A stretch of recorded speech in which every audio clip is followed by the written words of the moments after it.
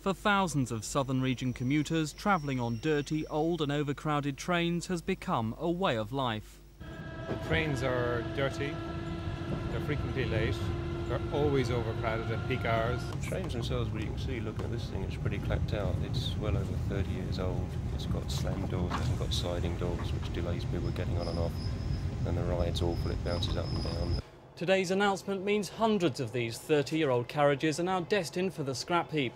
It means an end to dirty seats, doors that slam and depressing interiors.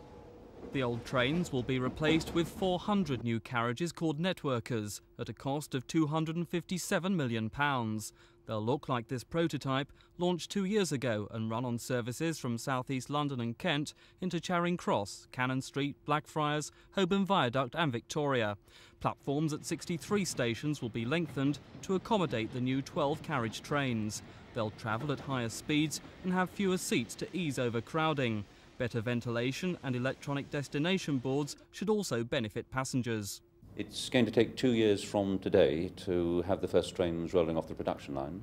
I think what I want to do then is to test them in traffic. So I'm not going to give you a guaranteed date. What I am saying, you'll see us in 2 years' time testing them hard on the tracks.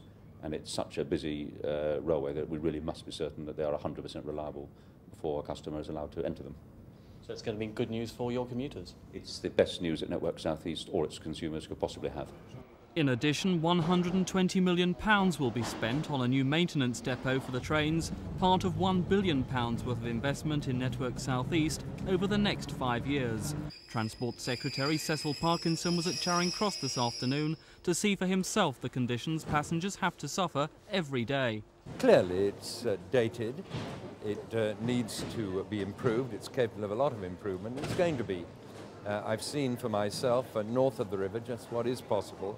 And the new networkers are going to be a great improvement on what is operating north of the river, which is an enormous improvement on this.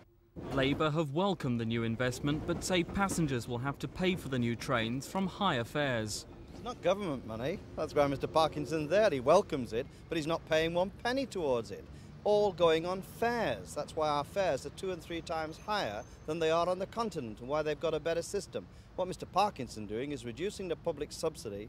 He's taken something like £300 million out of Network South East in the last few years. And what it means, higher fares, lower quality service. So yes, we will be charging economic fares will be charged, but at the same time it will be for an improved system.